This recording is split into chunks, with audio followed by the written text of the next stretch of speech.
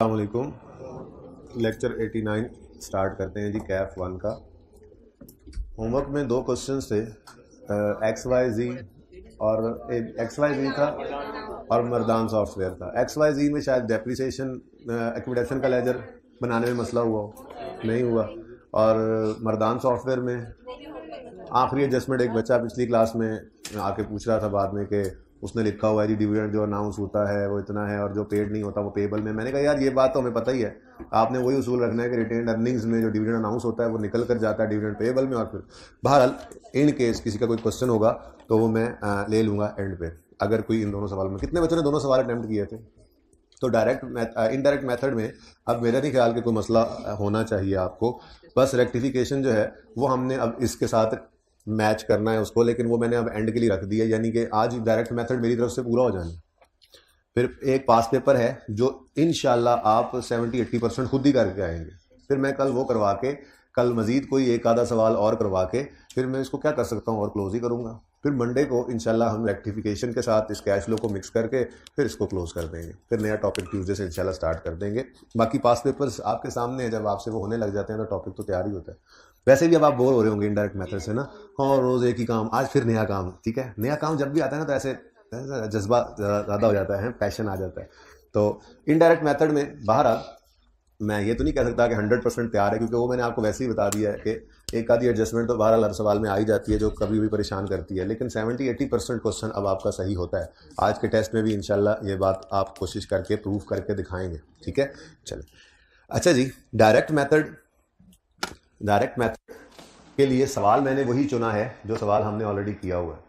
उसकी वजह सिर्फ ये है कि एडजस्टमेंट्स में आप ज़रा भी ना सोचें कि कोई एडजस्टमेंट क्या है, ठीक है, और सिर्फ फोकस करें जो चेंज आ रहा है मेथड में, तरीके में। ठीक है, अब पहले ये फॉर्मेट बना करता था, मैंने क्वेश्चन वही उठाया पास पेपर 4 पेज 621 डायरेक्ट मेथड से लेकर कर रहे हैं। बाकी सारा अभी तक तो फॉर्मेट मैंने वही बनाया जो हमने पहली क्लास में पहले दिन बनाया था।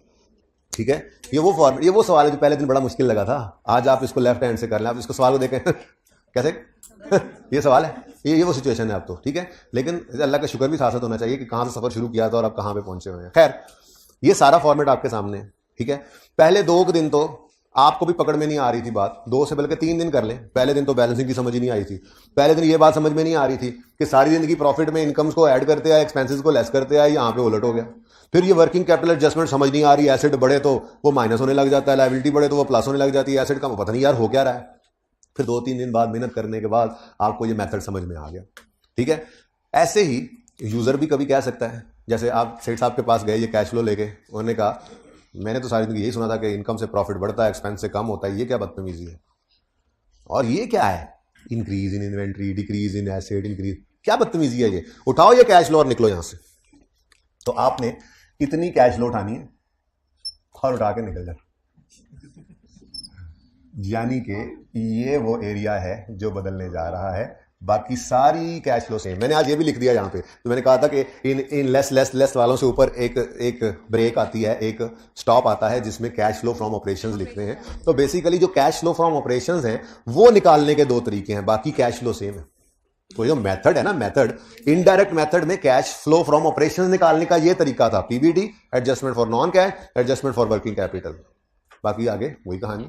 अगर ये डायरेक्ट मेथड बन जाए, देखो सेठ साहब को बाकी सब समझ आ रहा होता है, इंटरेस्ट पेड, हाँ ठीक है, टैक्स पेड, हाँ, डिविडेंड, हाँ घर लेके गया, पेड, ठीक है, cash received on disposal, cash paid for addition, loan received तो कैश आया, लोन रीपेड तो कैश गया, मैं घर से पैसे लाया तो कैश आया, ये सब समझ आ रहा था सेठ साहब को। इसका मसला हो रहा था, सेठ साहब ने कहा यार ये ना मुझे ये हटाओ यहाँ से, मुझे ना साफ सुथरी बात बताओ, ये नहीं मुझे समझ आ रहा, ये सब उठाओ यहाँ से, निकलो, मुझे सिर्फ 3 बातें बता दो। मेरे कस्टमर्स ने पूरे साल में कितना कैश मुझे दिया, बिजनेस को दिया, कैश रिसीव्ड फ्रॉम कस्टमर्स। सादा बात बताओ कि मेरे कस्टमर से इस साल में कितना कैश रिसीव हुआ। सादा बात बताओ, मेरे सप्लायर्स को बिजनेस ने, हमारे बिजनेस के सप्लायर को बिजनेस ने इस साल में कितना कैश पे किया। सादा बात बताओ, एक्सपेंसेस के लिए कितने कैश की पेमेंट हुई। भाई देर से आए हो तुम और कैमरे के आगे भी खड़े हो गए हो। ठीक है, हम डायरेक्ट मेथड करके खत्म भी कर चुके हैं, तुम अब आ रहे हो। अब सुनो इधर, मैं क्या कह रहा था, मैं ये कह रहा था कि डायरेक्ट मेथड में जाएं तो सिर्फ ये एरिया बदलता है। इसकी पिक्चर अभी ले लेना लेट आने वालों, ठीक है। यहां पर जो बातें थी वो जरा उल्टे तरीके से थी, इनडायरेक्ट टाइप थी, हमें समझ नहीं आती थी। प्रॉफिट शुरू हुए, कुछ नॉन कैश एडजस्टमेंट्स कर रहे हैं, इनकम्स को लेस, एक्सपेंसेस को ऐड, अजीब सी कहानी, ठीक है। फिर कोई वर्किंग कैपिटल नहीं समझ आ रही भाई सेठ साहब को। उन्होंने कहा सादा बातें तीन बताओ, cash receive from customers, cash paid to suppliers और कैश पेड फॉर एक्सपेंसेस। तो हमने कहा अच्छा जी ठीक है, डस्टर देना, मैं अपनी कैश लो उठा के जाऊँ। आपने अपनी कैश लो, सिर्फ इतनी सी। देखो उसके बाद वही सवाल भी इसीलिए वो उठाया जो पहले से किया हुआ है, ताकि बिल्कुल 100% समझ आए आपको। कैश फ्लो हमें बनानी आती है, इसलिए तो कह रहा हूं कि आज के दिन में मैंने करवा दिया, कल का दिन भी रखूंगा इसको नॉर्मल करने के लिए। फिर इस टेस्ट में तो जो आज होना है, इसमें तो सिर्फ इनडायरेक्ट मेथड ही टेस्ट हो सकता है। नेक्स्ट वीक के टेस्ट में एक डायरेक्ट का सवाल भी डाल दूंगा। इतनी ही प्रैक्टिस हो सकती है, पास पेपर आप खुद करके आएंगे घर से इंशाल्लाह, मुश्किल नहीं है, ठीक है। तो चलो भाई, उठाओ अपनी कैश फ्लो, और लेट आने वालों उठाओ अपनी कैश फ्लो, निकलो यहां से।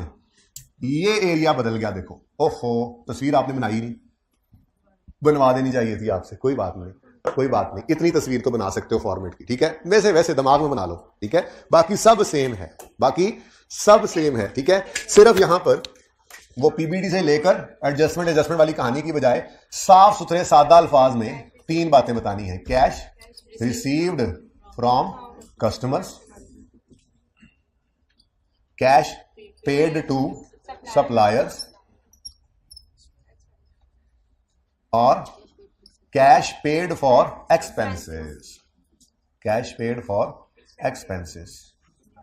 सर सी और एस बड़े बड़े लिखे हैं, आप ई को भी बड़ा लिखे हैं, ये लो भाई। अच्छा, वैसे ही कोई रिक्वायरमेंट नहीं है स्टैंडर्ड की, जरा ऐसे हाईलाइट करने के लिए, ठीक है। तो ये तीन बातें सेठ साहब ने कही है, मुझे बताओ। बाकी कैश फ्लो की मुझे समझ आ रही है।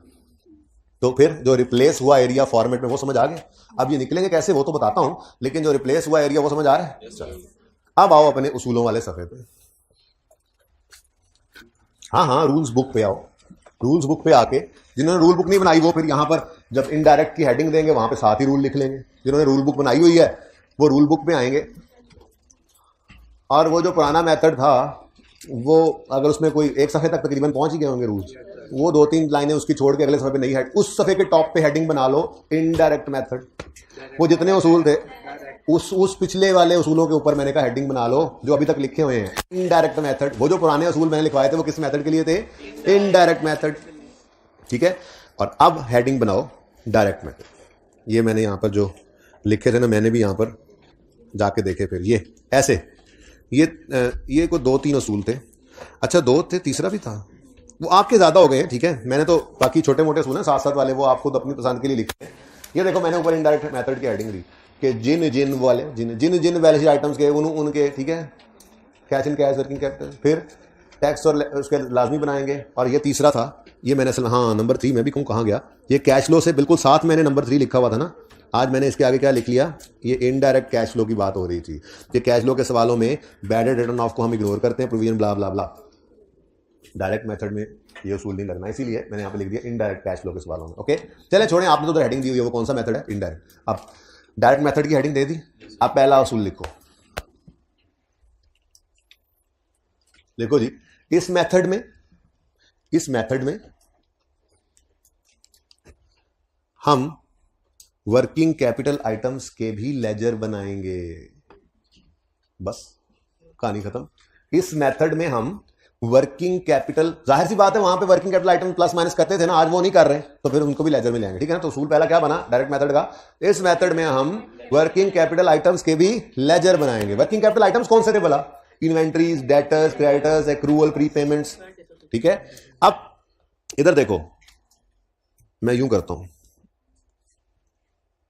डेटर्स, क्रेडिटर्स, इन्वेंट्रीज यूं कर देता हूं, डेटर्स, क्रेडिटर्स, ऐसे कोई वजह नहीं है। क्या देखो, डेटर्स से हमें मिलेगा कैश रिसीव फ्रॉम कस्टमर्स, ठीक है। क्रेडिटर से हमें मिलेगा कैश पेड टू सप्लायर, और इन्वेंट्री का लेजर भी इसके साथ ही मिक्स होके चलता है, क्योंकि आपने जो है वो अगर परचेजेस की हैं, ठीक है, उधार पे की हैं, तो उसकी क्रेडिटर में भी एंट्री आती है और इन्वेंट्री में भी। अच्छा, जब हमने सारे आइटम्स की लेजर बनाने हैं, ठीक है, जिसमें इन्वेंट्री का भी लेजर है, तो फिर सोच वैसे चलेगी जैसे परपेचुअल सिस्टम के अंदर आपको इन्वेंट्री का लेजर बनाना सिखाया था। मैंने सिखाया हुआ है, मैंने इन्वेंट्री की रिवीजन करवाई थी ना, वहां पे लेजर बनाया था इन्वेंट्री का, वही वाला बनेगा जिसकी डेबिट साइड पे कॉस्ट ऑफ परचेज आती है, क्रेडिट साइड पे कॉस्ट ऑफ सेल आती है। अभी देख लेंगे, कुछ मुश्किल नहीं। उसके बाद ये तो 2 चीजें हो गई। पहली चीज डेटर्स, जिससे कैश रिसीव फ्रॉम कस्टमर निकलेगा। दूसरी चीज क्रेडिटर और इन्वेंट्री, जिससे मिलाकर देखेंगे कैसे मिलते हैं, मतलब हेल्प करेंगे एक दूसरे की। कैश पेड टू सप्लायर निकलेगा। और तीसरी चीज जो हेडिंग हमने दी है वो क्या है, कैश पेड फॉर एक्सपेंसेस। तो कैश पेड फॉर एक्सपेंसेस एक ही फिगर चाहिए, तो हम एक ही लेजर बनाएंगे सारे एक्सपेंसेस का कंसोलिडेटेड। हम लेजरा बनाएंगे, एक्सपेंसेस का लेजरा, सारे एक्सपेंसेस उसमें डाल देंगे, सारा कैश इकट्ठा निकलेगा, जितने भी एक्रूवल्स प्रीपेमेंट्स उसमें इकट्ठे आ जाएंगे। अभी देख लेते हैं, इससे परेशान नहीं होना। फिलहाल सिर्फ एक उसूल हमने लिखा है, इस मेथड में हम वर्किंग कैपिटल आइटम्स के भी लेजर बनाएंगे। ठीक है, ये असूल बुक, रूल बुक अब वापस क्लोज कर दें और अब अपने सवाल पे आ जाए। लो जी, सवाल वही है। सवाल वही रखने की बड़ी वजह तो ये है कि एडजस्टमेंट्स पे गौर ना करें। दूसरी बड़ी वजह यह है कि ये वो पहला सवाल है जिसमें हमने ऐसे भी किया था, स्टार लगाओ स्टार लगाओ। अब नजर आ रहा है वर्किंग कैपिटल कौन कौन से आइटम्स हैं, डेटर है, इन्वेंट्री है, प्री पेमेंट्स हैं, ऑफिस सप्लाईज हैं, क्रेडिटर्स हैं, वेजेस पेबल हैं। तो यहां से कोई पता लग जाएगा कि यही वो आइटम्स हैं जिनको पहले उधर लेके थे, आज इनको भी लेजर में लगाएंगे। ठीक है, और सही है। तो सिर्फ इतना सा उसूल बदला, बाकी सब सेम है। बाकी जो पहले लेजर में जाते थे आज भी लेजर में जाएंगे, जो पहले वर्किंग वन में जाते थे कैश एंड कैश इक्विवेलेंट, वो आज भी working one cash and cash equivalent में जाएंगे। मसला सिर्फ किनको आया है, वर्किंग कैपिटल आइटम्स को, जिनको ओपनिंग क्लोजिंग के डिफरेंस के साथ वहां लिखते थे, आज उनके भी लेजर ओपन करेंगे।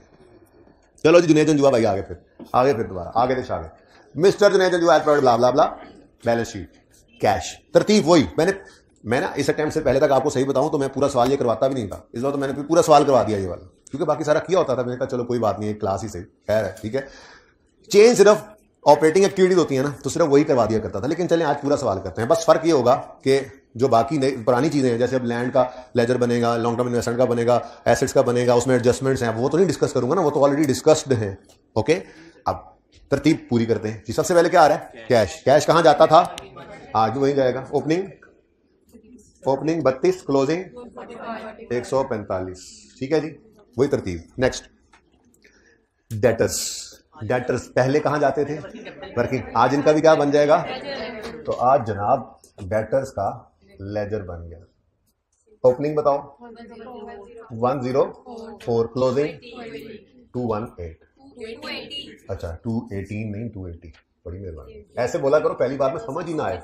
नेक्स्ट, लॉन्ग टर्म इन्वेस्टमेंट्स, ये तो पहले भी लेजर में थे, आज भी लेजर में। लेकिन ना मैंने यहां पर असल में मैंने ये किया कि debtors,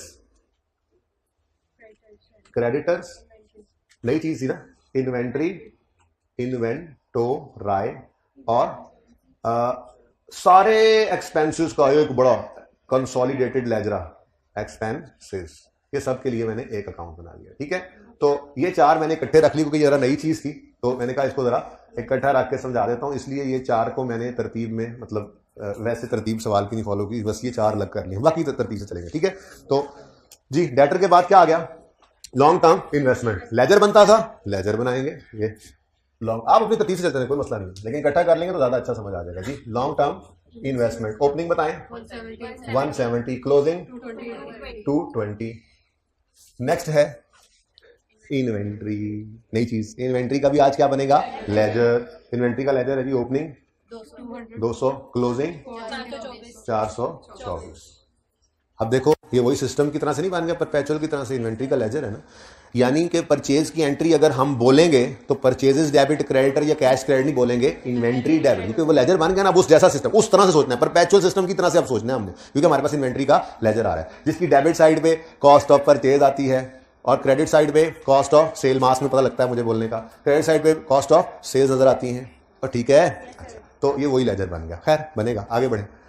prepaid insurance working capital item था, बोलो आज इसका भी क्या बनेगा, लेजर। प्रीपेड इंश्योरेंस है, तो इधर मैंने लिखा ओपनिंग प्रीपेड इंश्योरेंस 36 और क्लोजिंग प्रीपेड इंश्योरेंस 24। एक तक तो वैसे भी समझ आता है, हाँ एक्सपेंसेस का लेजर ऐसे ही बनता था, ओपनिंग क्लोजिंग प्री पेमेंट लिख ली हमने, याद है। एक्सपेंस के लेजर में ओपनिंग प्रीपेड क्लोजिंग इधर ही आता था ना, कैश इधर और एक्सपेंस इधर। ओके, बस फर्क ये है कि अलग अलग एक्रूअल प्री पेमेंट्स नहीं रखेंगे हम। उसकी वजह ये है कि हमसे उसने एक कैश की फिगर मांगी है। दूसरी बात, बैलेंस शीट, इनकम स्टेटमेंट के अंदर भी एक्सपेंसेस क्लब होके इकट्ठे होके, या सेलिंग एडमिन अलग पड़े होते हैं, या वो भी इकट्ठे करके दे देते हैं ऑपरेटिंग एक्सपेंस। अब हमें क्या पता उसमें कौन कौन से एक्रूअल प्रीपेमेंट्स की क्या क्या अमाउंट है, तो हमने उसको हाल ही क्या रखा हुआ है इस मेथड के अंदर, अकाउंटेंट ने हाल ही रखा हुआ है, एक्सपेंसेस का लेजरा बना लेते हैं। ठीक है, सारे एक्रूअल्स प्रीपेमेंट्स डाल के सारे एक्सपेंसेस इकट्ठे यहां डालते हैं, सारे एक्सपेंसेस की मद में कैश यहां से निकल आता है। ठीक है, चलें आगे। नेक्स्ट, ऑफिस सप्लाईज वो भी वही वैसा ही था, ठीक है, वो एसिड साइड पे पड़ा है, ठीक है। तो ओपनिंग ऑफिस ऑफ सब कितना 7 और क्लोजिंग ऑफ सब कितना, ये सब पंजाबी वाला नहीं है 14। अच्छा यार 14 क्या हो गया तुम्हें। अच्छा नेक्स्ट, लैंड तो पहले ही लेजर वाले थे, ये तो पुराने लेजर वाले लोग हैं, ठीक है, पुराने लोग हैं लेजरों वाले। तो लेजर लैंड का बना कि बोलो ओपनिंग 500, अच्छा 2500 और क्लोजिंग 1810। ये लेजर किसी और ने बनाया। ओके नेक्स्ट, बिल्डिंग इक्विपमेंट इनके लेजर थे, छोटे छोटे करके मैंने बनाया आज लेजर, ठीक है जी। Building opening 2300 2300, closing 2800। इस बिल्डिंग की अक्यूमुलेटेड डेप्रिसिएशन ओपनिंग 720, क्लोजिंग 890। फिर आया जी इक्विपमेंट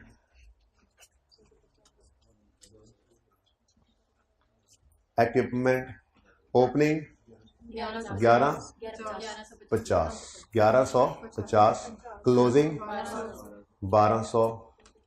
फिर इसकी अक्यूमुलेटेड डेप्रिसिएशन 350 ओपनिंग और 300 तुसी क्लोजिंग। हाँ तुसी 300 तुसी। Asset side is over. आज मैच तो नहीं। क्रेडिटर्स वर्किंग कैपिटल आइटम, आज इसका भी ledger opening 263, closing 158। Next wages payable, ये भी वर्किंग कैपिटल आइटम है लेकिन ये एक एक्सपेंस है, एक्रूअल है, लेजरे में आ जाएगा। ओपनिंग वेजेस पेएबल लिख लूं पहले जी, कितना 24 और क्लोजिंग वेजेस पेएबल कितना जी 40। नेक्स्ट शॉर्ट टर्म लोन्स, अब बाकी सब पे पुराने रूल्स लगने हैं, कैश एंड कैश इक्विवेलेंट आज भी उधर ही जाने हैं, बाकी लेजर वाले आज भी लेजर में जाने हैं, सिर्फ जो वर्किंग कैपिटल में लेके जाते थे आज उनके भी लेजर्स हैं। ओके जी, तो क्या है शॉर्ट टर्म लोन जी 580 है ओपनिंग क्लोजिंग दोनों में ना, 580 और 580। लॉन्ग टर्म लोन और कैपिटल ये दोनों लेजर्स में जाते थे, इनके यहां पे लेजर बना लेते हैं जी। Long term loan opening 1160, closing 9। ये वही लेजर है जिसमें वो कैपिटल और लोन हिट हुआ था, याद है ना, बस आज वही याद है, इस्तेमाल करना था मैंने, तभी तो ये सवाल दोबारा करा रहा हूँ जी। क्लोजिंग कितना बताया 985। फिर कैपिटल इकट्ठा है, सब कुछ यहीं पर ही आएगा, ब्रॉड डाउन 3402, कैरी डाउन 3884। लो जी, उसके बाद जरूरत पड़ने पर कुछ लेजर्स और ओपन करेंगे। वो 3 डिस्पोजल थे ना, तो डिस्पोजल अकाउंट तो आपको पता है बनेंगे ही बनेंगे। जरा इनको मैं सही कर लूं, बहुत ही नीचे चलेंगे, नजर ही नहीं आते।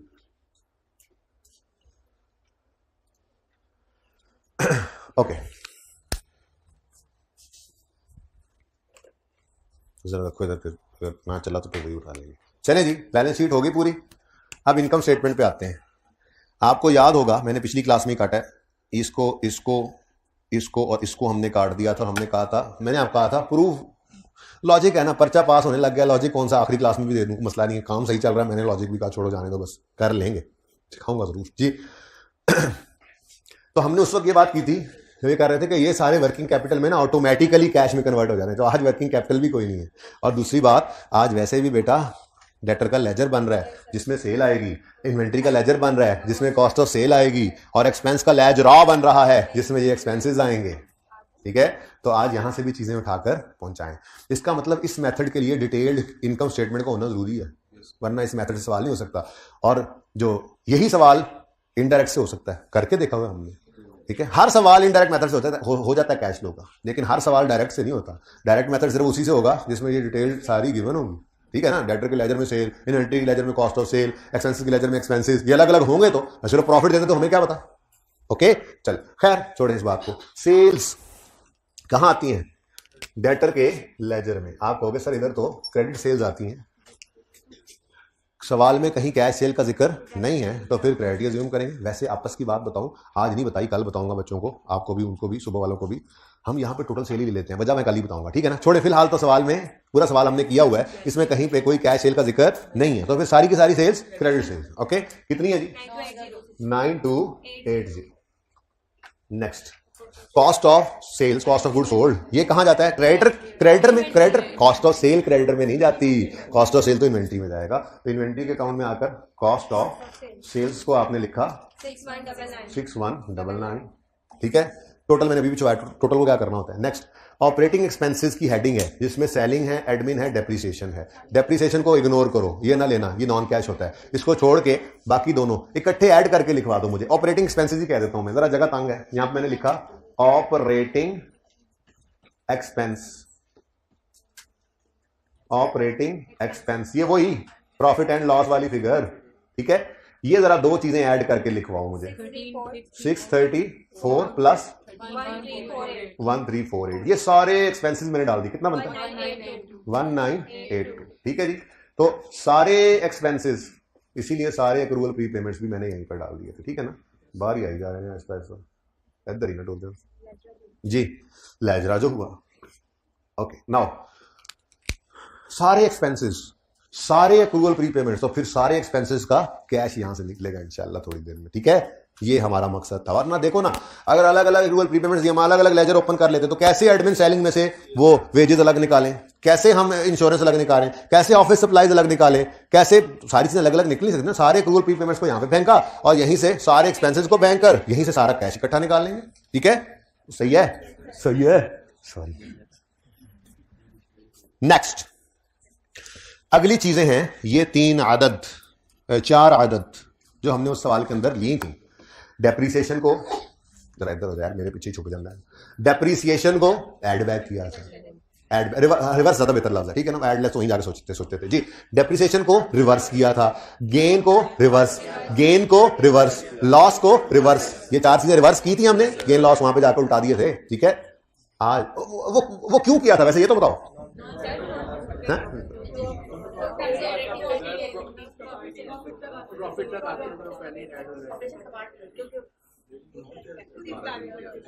स्टार्टिंग पॉइंट प्रॉफिट था, असल बात तो कोई बता नहीं रहा। असल बात नहीं, आप लोगों ने कहा प्रॉफिट तक पहुंचते पहुंचते ऐड हो गया, प्रॉफिट तक पहुंचते पहुंचते लेस हो गया, प्रॉफिट तक पहुंचते पहुंचते ये हो गया, कैश नहीं है, नॉन कैश है, ये है, वो है। असल बात नहीं बताई। अगर स्टार्टिंग पॉइंट प्रॉफिट ना होता तो मैं क्यों ऐड लेस करता? क्यों? मैं इसे ज़हन बना रहा हूं ना, आज मैंने यहां पर ऐड लेस नहीं करना। क्यों? क्योंकि आज स्टार्टिंग पॉइंट प्रॉफिट है ही नहीं। अब कब ये नॉन कैश की एडजस्टमेंट करनी पड़ेगी, ये सवाल करने के बाद बताऊंगा, क्योंकि इसमें तो नहीं करनी पड़ रही। तो मुझे बताओ कि क्या ये 950 आज हमारा स्टार्टिंग पॉइंट है? नहीं। तो उस दिन ये काम इसलिए करना पड़ा था कि शुरू कहां से किया था? 900। इस तक आते आते ये माइनस हो चुका था, ये ऐड हो चुका था, ये ऐड हो चुका था, ये माइनस हो चुका था, तो रिवर्स किया था। आज स्टार्टिंग पॉइंट ये नहीं है, साइड पे करो। हाँ, लेकिन डेप्रिसिएशन एक्सपेंस एक्यूमुलेशन के लेजर में जाएगा, वो अलग बात है कि वो 2 हिस्सों में है। गेन लॉस, गेन डिस्पोजल का अकाउंट बनाकर ले जाएंगे, क्योंकि बहरहाल कैश पेड तो हमें चाहिए। डेप्रिसिएशन वगैरह यहां जाएंगी तो कैश एडिशन वाला निकलता था, अगर बुक वैल्यू पे एसेट अकाउंट बन रहा है। फिर ये गेन लॉस यहां डिस्पोजल के अकाउंट्स में आएंगे तो ही कैश निकलेगा ना। हमें कैश पेड, कैश रिसीव तो चाहिए ना। एसेट बेचा है, गेन लॉस ना रिवर्स करो, लेकिन कैश पेड, कैश रिसीव तो लाओगे ना एडिशन वाला, ठीक है। तो रिवर्सल वही तो सारा रिप्लेस किया। यहां पर एडजस्टमेंट फॉर नॉन कैश उड़ा दिया, एडजस्टमेंट वर्किंग कैपिटल उड़ा दिया। नॉन कैश जो थे वो क्योंकि इधर पीपीटी तक आते थे, एडलेस नहीं होते तो वो नहीं करने पड़े, ठीक है। और जो वर्किंग कैपिटल था उसको लेजर्स में ले आए। अब डिफरेंट है मेथड, तो मेथड सिर्फ इतना सही डिफरेंट है। ओके, चलें जी, बिल्कुल लिखेंगे। अभी मैं प्रॉफिट लिखता हूं यहां, नहीं तो कह रहे हैं आप कैपिटल के लेजर में ये प्रॉफिट आएगा, बिल्कुल आएगा। बल्कि मैं अभी लिख देता हूं, ये लो बेटा, प्रॉफिट पैट, पीबीटी पैट है कि मैं प्रॉफिट ही लिख रहा हूं, चलो पैट ही लिख देता हूं, क्योंकि पीबीटी पैट तो सेम ही है। कितना? बिल्कुल आएगा, यहां तो आएगा, यहां क्यों ना आए, ठीक है, बिल्कुल आएगा। अच्छा, लिख लेना चाहिए था मुझे। चलें जी, अब भाई बात यह है कि ये 4 चीजें जिसमें एक डेप्रिसिएशन है। डेप्रिसिएशन या तो एसेट अगर बुक वैल्यू बन रहा है, याद करें, उसके लेजर में जाती थी, वो लिखने के बाद हम कहते थे चलो रिवर्स करें। आज लेजर में तो जाती लेकिन रिवर्सल ना होता, लेकिन लेजर में भी हम नहीं लेके जा रहे, प्रोडक्शन से निकलेगा बैलेंसिंग, और वो 230 ही निकला था। याद है पहले दिन 230 क्या था? 60 रुपए इसकी डेप्शन थी और बाकी कुछ इसकी थी। 60 इसकी थी, कुछ इसकी थी, 170 इसकी थी, ठीक है ना। ये दोनों मिलकर 230 ही बना था। लेकिन वो वहीं पर उतनी डेप्शन ही निकलेगी। यानी लेजर में ये डेप्रिसिएशन ने जाना है, जैसे लेजर में प्रॉफिट गया है, लेजर में इस डेप्शन ने जाना है, लेकिन नॉन कैश वाली जगह पर रिवर्स नहीं होना। ऐसे ही ये गेन लॉस डिस्पोजल के लेजर में तो जाएंगे लेकिन रिवर्स नहीं करेंगे। अब वो गेन लॉस लेजर में ले जाकर वहां से कैश निकालेंगे। कैश तो इन्वेस्टिंग एक्टिविटी में लिखना है हमने, ठीक है। तो चलो डेप्रिसिएशन को तो माफ कर दो फिलहाल, क्योंकि वो अलग अलग वैसे ही निकल आनी है। ओके, आगे बढ़ो, इन तीन की बात करो। तीन है डिस्पोजल्स, पता चला, मुझे लग रहा है आवाज थोड़ी सी मिस हो रही है, प्लीज देखें जरा जी। तीन है डिस्पोजल, तो तीन बनाओ डिस्पोजल अकाउंट। ये तो पहले दिन से कह रहा हूं, जब डिस्पोजल आ जाए तो डिस्पोजल का अकाउंट ओपन करो। तो पहला डिस्पोजल किसका है जी? उस पे गेन है लॉस है? लैंड गेन है। अब डिस्पोजल के अकाउंट में गेन किस तरफ आता था? सोच लेते हैं, डिस्पोजल के अकाउंट में अगर क्रेडिट साइड पे प्रॉफिट लॉस वाली फिगर है तो वो प्रॉफिट लॉस डेबिट है, डिस्पोजल क्रेडिट है तो वो तो लॉस होगा। तो फिर गेन आएगा डेबिट साइड पर। वो प्रॉफिट एंड लॉस वाली फिगर जो गिवन है बताओ 64 लिख लें, यहां पे लिख लें। चीजें कैश तो निकालना है ना, चीजें अपने हिसाब से चलती जाएंगी। आगे बढ़े। नेक्स्ट है लॉन्ग टर्म इन्वेस्टमेंट की सेल पर गेन। अगेन गेन है, बंदा बन जा जी। ऐसे दिल कर रहा था कहने का, ये ना कहीं सर क्यों कहा, तुम्हें पता है क्यों कहा? ये तुमने कहना मुझे क्यों निकाला जी। लॉन्ग टर्म इन्वेस्टमेंट गेन है डेबिट साइड पर 32 का, ठीक है जी। नेक्स्ट इक्विपमेंट है, इक्विपमेंट उसकी सेल पे लॉस आया। लॉस, आप लॉस कहते हैं ना लॉस को, लॉस आया। तो डिस्पोजल ऑफ इक्विपमेंट लॉस है, तो डिस्पोजल का account credit, profit and loss account debit. तो लॉस प्रॉफिट एंड लॉस में जो जाता है वो डिस्पोजल की क्रेडिट साइड पे आता है 15, ठीक है।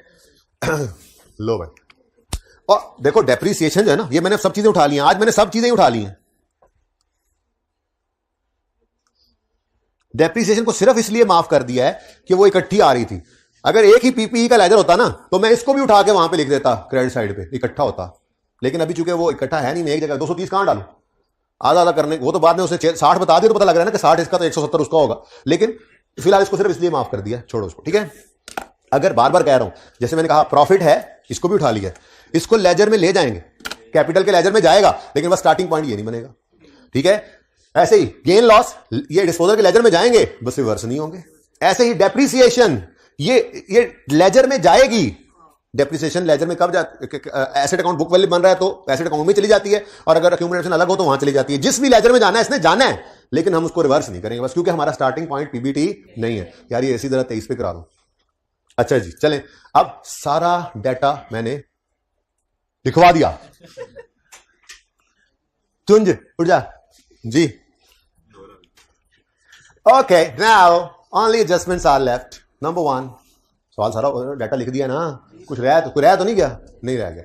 चलो, पार्ट ऑफ लॉन्ग, अब ये एडजस्टमेंट्स में अब आपको समझाऊं, है अच्छा लगता है। Part of long term loan was repaid through his own resources. Entry की थी हमने long term loan debit, capital credit, यहां पे लिखा था हमने लॉन्ग टर्म लोन, यहां पे लिखा था कैपिटल, और इस 100 को भी हम कैश फ्लो में लेकर गए थे। कैपिटल में हमने इसको आना शो किया था और लॉन्ग टर्म लोन में जाना, और लॉन्ग टर्म लोन को 75 निकला था, मुझे ये भी याद है। तो 175 नेगेटिव और 100 पॉजिटिव लिखा था, जाके देख लेना, ऐसे ही था। मैं 2 दफा सवाल करता हूं ना, अगली क्लास में, पहली में आप, फिर आपकी क्लास में, अभी यहां पे भी हो चुका हुआ है, तो 3 दफा ये सवाल मैं कर चुका हूं, मेरी तो प्रैक्टिस हुई पड़ी है जी। नेक्स्ट आगे चलें। ये एडजस्टमेंट समझ आती है? एडजस्टमेंट डबल एंट्री की, ओके, समझा नहीं रहा, समझाई हुई है। Next, long term investments costing 100 are sold during the year. तो लॉन्ग टर्म इन्वेस्टमेंट्स 100 की डिस्पोज हो गई, ये कहां फेंक देंगे? Disposal account. एडजस्टमेंट ने बताया, तो लॉन्ग टर्म इन्वेस्टमेंट का अकाउंट क्रेडिट, डिस्पोजल का account debit, long term investment, ठीक है। Next, depreciation charge during the year on equipment amounted to 60। Equipment की डेफिनेशन उसने बता दी 60, दूसरी नहीं बताई उसने, नहीं बताई ना, नहीं बताई, अभी नहीं बताई, निकलेगी इंशाल्लाह 170 निकलेगी, टेंशन मत करो। नेक्स्ट, एक इक्विपमेंट बिका है, हाँ मुझे पता बिका है, लॉस आ रहा था उस पर, उसकी बुक वैल्यू 75 है। अच्छा जी, हमें तो कॉस्ट चाहिए आज, क्योंकि हमारा एसेट अकाउंट कॉस्ट पे बन रहा है, तो उसके लिए फिर हमने एक रूल लिखा था कि बुक वैल्यू का फॉर्मूला सीखा था ना बचपन में, कॉस्ट लेस एक्यूमुलेटेड डेप्रिसिएशन। इन 3 में से कोई 2 चीजें दे दे, तीसरी हम बैलेंसिंग निकाल लेते हैं। तो आज हमें सवाल में इंशाल्लाह एक्यूमुलेशन मिलेगी लेजर से, जब बैलेंसिंग करेंगे, किया था ना। कॉस्ट चाहिए, बुक वैल्यू उसने बताई है, एक्यूमुलेशन सवाल से निकलेगी, बैलेंसिंग करते हुए हम कॉस्ट निकाल लेंगे एंड पे जाकर, ओके। और लास्ट एडजस्टमेंट थी ड्रॉइंग्स अमाउंटिंग टू 568। तो कैपिटल के अकाउंट में ड्रॉइंग्स लिखते थे हम 568, और फौरन आके यहां पर भी कहते थे यार नहीं ड्राइंग्स डिविडेंड पेड नहीं है, ड्राइंग्स है सवाल में जी, हम तो ड्राइंग लिखेंगे और 568 आ जाता था।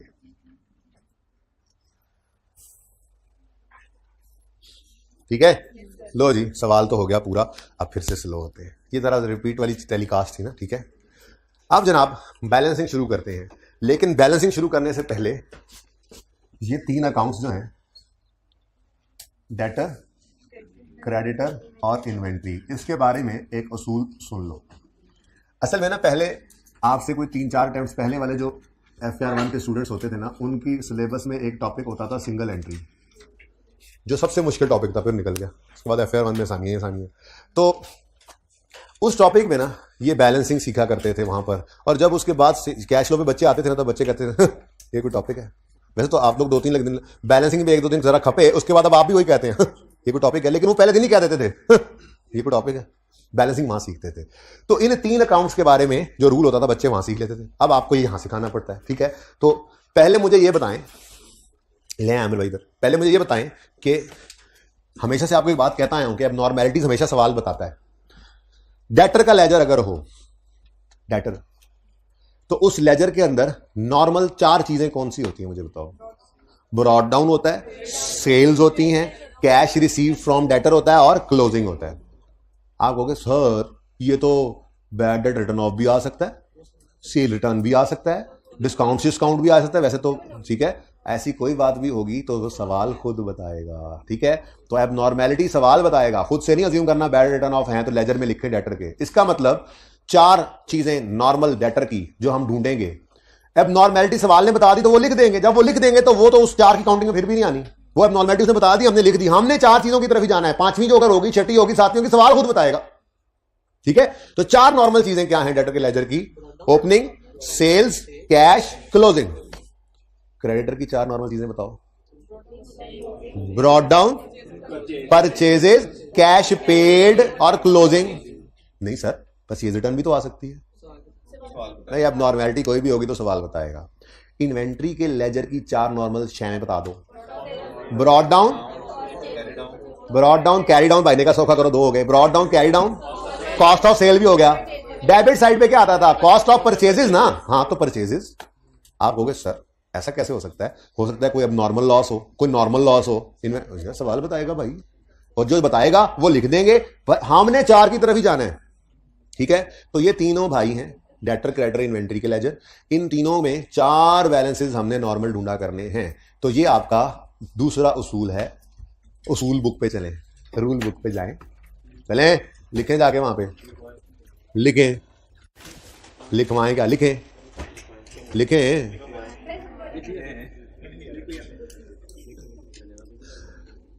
सुन लो पहले। 3 अकाउंट में 4 चीजें, डेटर में ओपनिंग, सेल, कैश, लेकिन कैश का मतलब रिसीव्ड, क्लोजिंग। क्रेडिटर के लेजर में ओपनिंग, परचेज, कैश यानी पेड, कैश पेड और क्लोजिंग। इन्वेंट्री के लेजर में opening, purchases, cost of sale, closing. कहां है उसूल बुक? 3 अकाउंट और इनमें 4 नॉर्मल चीजें। ये 3 अकाउंट 4 चीजें, 3 अकाउंट 4 चीजें, 100 दफा पढ़ना घर जाके आज आपने इसको, एक तस्वीर। 3 अकाउंट 4 चीजें, 3 अकाउंट 4 चीजें। कौन से 3 अकाउंट? Debtor, creditor, inventory. कौन सी 4 चीजें? आपके सामने। डेटर के अकाउंट में BD, sale, cash, closing. Cash का मतलब कैश रिसीव। क्रेडिटर के अकाउंट में बीडी, परचेज, कैश, क्लोजिंग। ठीक है, और सही है। आप कह रहे हो परचेज, अच्छा चलो। इन्वेंट्री के लेजर में BD, purchase, cost of sale, closing. और ये दोनों में परचेज आ रहा है, इससे कोई परेशानी तो नहीं हो रही? इन दोनों में परचेज आ रहा है, इससे परेशानी तो नहीं हो रही? परेशानी हो रही तो इधर देखो, पहले इधर देखो। परचेजेस का लेजर बन रहा हो और उधार पे चीजें खरीदें, तो एंट्री क्या करते होते हैं आप? परचेजेस डेबिट, क्रेडिटर क्रेडिट, यहां पे लिख देते होते हैं आप परचेजेस, और यहां पे लिख देते होते हैं आप क्रेडिटर्स। ठीक है, और अगर आप परचेजेस की बजाय परपेचुअल सिस्टम वाला इन्वेंट्री का लेजर बना रहे हो और आप फिर गुड्स खरीद लें, आप रुके ना, गुड्स खरीद लें, तो गुड्स खरीदने की एंट्री क्या सिखाई हुई है आपको? किधर गया, पढ़ो लब्बो जी।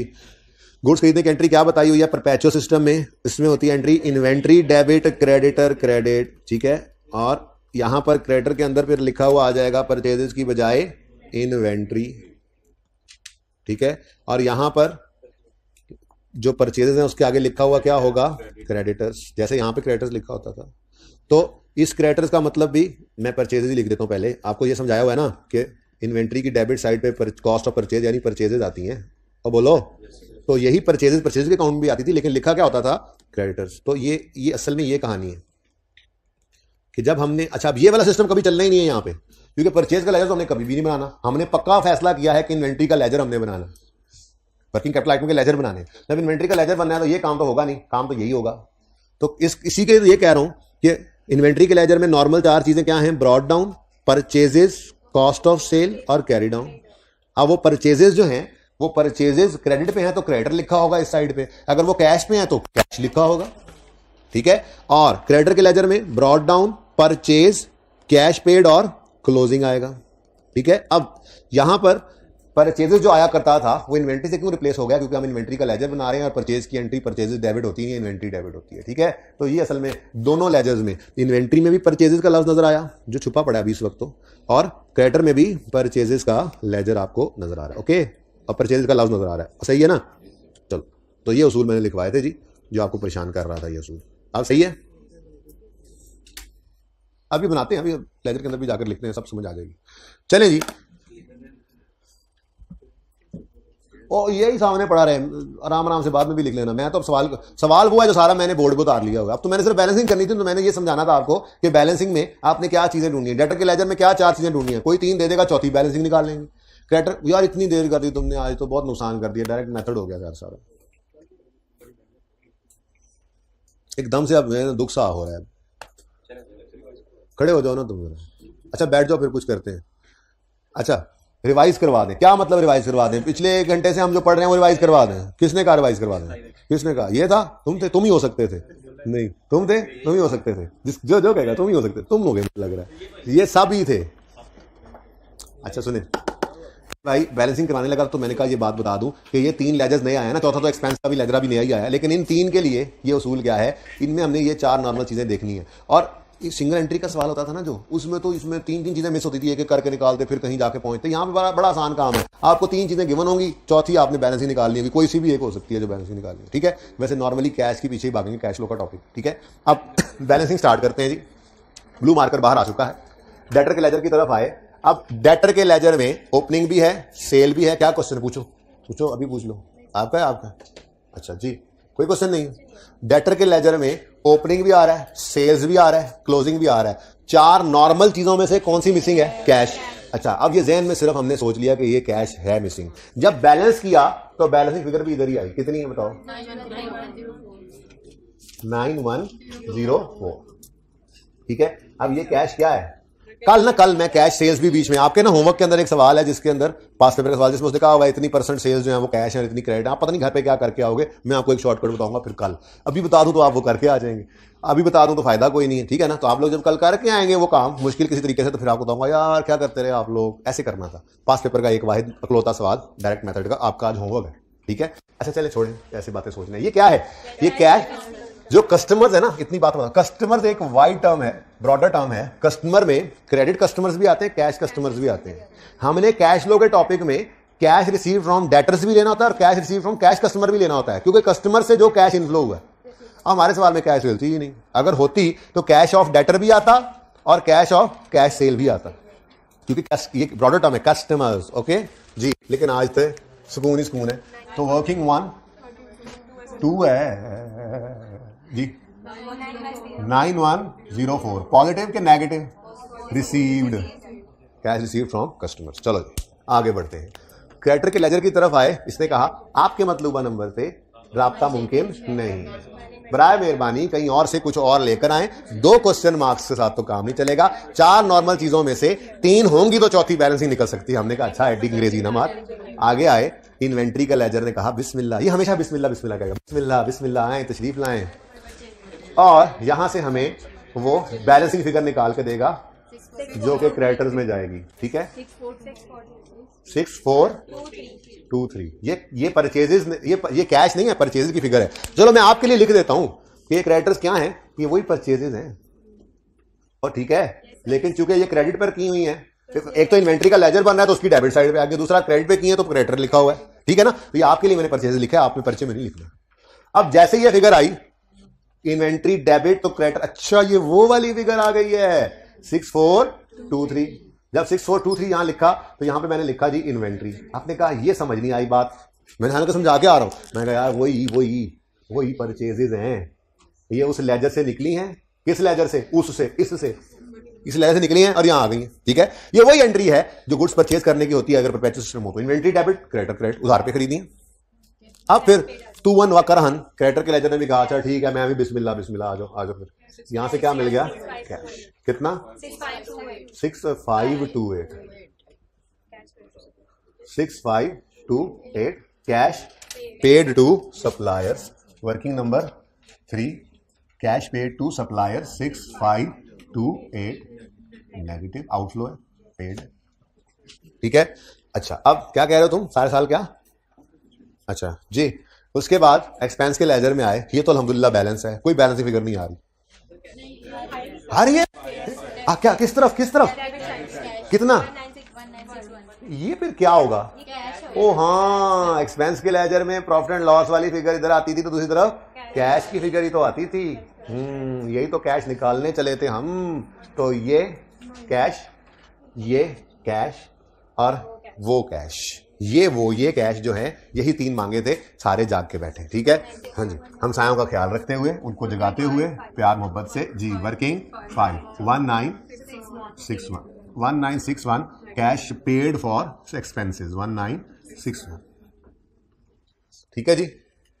लो भाइया डेटर हो गया, क्रेडिटर हो गया, इन्वेंट्री हो गया, एक्सपेंसेस हो गया, यही नई चीज थी, बाकी तो सारा पुराना है। अब ये 2 मिनट में बाकी सवाल करना है, तैयार हो? बाकी तो वही सवाल है जो किया हुआ है मैंने क्लास में। वो दिन अदनान साहब की क्लास के 10 मिनट भी खा गए थे, स्टार्ट भी शुरू से किया था, फिर भी खत्म नहीं हुआ था। कितना टाइम लगाया था ना इसमें, घर पे जाकर कुछ 1 दफा किया, किसी ने 2 दफा, किसी ने 3 दफा कर दिया जज्बे में आके। ये वही सवाल है आगे, फिर इतनी सी नई चीज थी। चलो भाई, लॉन्ग टर्म इन्वेस्टमेंट एडिशन आ गया जी 150। ये 150 addition in long term investment है। यहां पे लिखा हमने addition in long term investments. अच्छा जी, working number 6 150 positive negative addition है, नेगेटिव। ठीक है, नेक्स्ट आगे बढ़े। आगे आया लैंड का लेजर, इधर डेप्रिसिएशन होगी। नॉर्मल सोचा करो, लैंड डेफिसिट होता है। यार भाई साहब क्या मसला है तुम्हारे साथ? यार रोज तुम्हें कहना पड़ता है, कभी तो शर्म करके खुद भी चुप करके समझ जाया करो। और बैठते भी तीनों इकट्ठे हो तुम जी। डिस्पोजल, क्योंकि पता है डिस्पोजल है। यार उठ जाओ, पीछे जाके खड़े हो जाओ आखिरी आधा घंटा। इधर में से इसको निकाल दो यार। ये साथ वाला असल में खराब आदमी यही है, फ्रॉडिया यही है। हाँ, लेकिन फंसता वही है हमेशा। चल पीछे चला जा मेरा बेटा, शाबाश जी। डिस्पोजल बैलेंसिंग फिगर निकली है जी 690। ये डिस्पोजल के लेजर में लैंड कितना? 90। नेक्स्ट तरतीब से चल रहे हैं ना, उसको बाद में बैलेंस कर लेंगे। अच्छा, ये भी गया बिल, हालांकि बनी हुई है। अच्छा, कोई एडिशन नहीं। आप कह रहे हैं बिल्डिंग, मैं कह रहा हूं बनी हुई है, कंप्लीट है। आप कह रहे हो नहीं बन रही है बिल्डिंग का मतलब क्या होता है? बन रही है। नहीं, बिल्डिंग मतलब क्या होता है? बन रही है। अंग्रेजी अजीब सी जबान नहीं है। बिल्डिंग बन रही है अभी तो, बिल्डिंग इज बिल्डिंग मतलब क्या मतलब? अच्छा चले छोड़े जी 500 ये कैश है क्योंकि इसमें कोई डिस्पोजल नहीं है। टेस्ट वाले सवाल के अंदर अगर बोरिंग कॉस्ट और कैश फ्लो मिक्स हो जाएं, कहते हैं हम देखेंगे इंशाल्लाह। क्या मतलब है? नो सर, ये वो सर, क्या मतलब? प्लेट में रख के पर्चा दे देगा अगला? क्या मतलब? दिमाग को इस्तेमाल होने से कम हो जाएगा? क्यों डरते हो? होगा कुछ तो कम होगा। क्यों? कुछ नहीं है, बस मेहनत करें, थोड़ा सा दिमाग को इस्तेमाल करें। ठीक है, अच्छा चले ओके जी। कितना ये हो गया? 500 ले जाओ ना इधर, ये भूल ना जाए। एडिशन इन, खामोश रहो भाई। Addition in building, working number यार चुप कर जाओ, 500। नेक्स्ट इधर आए तो इसने कहा हाँ, इसने कहा कोई मसला नहीं, मेरे यहाँ कोई डिस्पोजल नहीं है। कि इधर तुम सोचो डिस्पोजल एबनॉर्मैलिटी होती है, होता तो बता देता। बिल्डिंग में डिस्पोजल नहीं निकला, 3 डिस्पोजल थे, बिल्डिंग में नहीं था डिस्पोजल। इक्विपमेंट था, लॉन्ग टर्म इन्वेस्टमेंट थी, लैंड था, इसमें कोई नहीं था। तो डेप्रिसिएशन बैलेंसिंग आएगी इधर। और यही बात तो पता लगी थी हमें कि 230 इन्हीं दोनों से मिलकर बना है, ठीक है। लेकिन ये 230 और ये 60 ये बस पड़े रहो भाई यहीं पे, हमने उसको रिवर्स नहीं किया था, ठीक है, क्योंकि पीपीटी से स्टार्ट नहीं लिया था हमने। आगे बढ़ते हैं जी। नेक्स्ट है इक्विपमेंट। इक्विपमेंट ने कहा कि भाईजान डिस्पोजल भी है, पता है आपको ना, डिस्पोजल भी है और हो सकता है एडिशन भी हो, इसलिए मैं माजरत खा हूँ, आप आगे जाए। इक्विपमेंट डेफिनेट के लेजर में गए थे तो इसने कहा था मेरे में मैक्सिमम 4 चीजें ही आ सकती हैं, अब नॉर्मैलिटी डाल के भी ठीक है, अब नॉर्मैलिटी एंड डिस्पोजल वो डाल के भी 4 चीजें आती हैं, तो चौथी चीज ही निकली थी। 30 क्या निकला था जी? डिस्पोजल की अक्यूमुलेटेड डेप्रिसिएशन। जैसे ही ये फिगर निकली हमने कहा ओ शुक्र है, हम इसी के तो इंतजार में थे, क्योंकि हमने ये लिख रखा था कि बुक वैल्यू होती है कॉस्ट माइनस अक्यूमुलेटेड डेप्रिसिएशन। अब सवाल ने बताया था कि इक्विपमेंट जो बिका है उसकी बुक वैल्यू 75 है, हमें बुक वैल्यू नहीं चाहिए थी क्योंकि एसेट अकाउंट बन रहा था कॉस्ट पे। याद आ रही है ये बातें, किया हुआ सवाल है, ठीक है। तो हमने कहा था अच्छा अगर कॉस्ट निकालनी है, बुक वैल्यू भी दे दिया और अक्यूमुलेटेड एक्शन हमने निकाल ली है वर्किंग नंबर 11 में, तो फिर कॉस्ट निकालने के लिए 75 जमा 30 कर दो, 105 आ जाएगा, ठीक है। तो फिर हमने यहां पर आकर डिस्पोजल की कॉस्ट निकाली थी, और कैसे निकाली थी जी? 75 बुक वैल्यू प्लस 30 की कॉस्ट जी, 105 इक्विपमेंट अकाउंट में से क्रेडिट होकर इधर डिस्पोजल अकाउंट में डेबिट हो गया, 75, ठीक है। सॉरी 105, मैं भी कहूं ऐसे ऐसे कर, अच्छा देख भी रहे हैं, ऐसे ऐसे भी कर रहे हैं, साथ एक बच्चा ऐसे उधर कोने वाला बैठा हुआ है, देख भी रहा है, उस्ताद ने कह दिया मान भी रहा है, लेकिन हाँ भी कर रहा है बेचारा, लेकिन अब दिल नहीं मान रहा उसका ना। कितने अच्छे बच्चे हैं ना, 105, ठीक है। अच्छा दूसरा accumulated action debit, disposal credit, कितने से जी? 30 से। ये हमने वर्किंग नंबर 11 में निकाला था, यहां रेफर कर दोगे वर्किंग, ठीक है। कैश भी देख लेंगे एंड पे, बल्कि एंड हो ही गया, ये भी बैलेंस हो गया, ये भी बैलेंस हो गया, हाँ ये बैलेंस नहीं हुआ। कैश कितना? 155। ये है addition in equipment, addition in, इसकी इजाजत होती है पर्चे में, कोई मसला नहीं, लेकिन यहां पे लफ्ज पूरे पूरे लिखना बस। इक्विपमेंट जी बोलो 10 155 आउटफ्लो है क्योंकि एडिशन हुआ, ठीक है जी।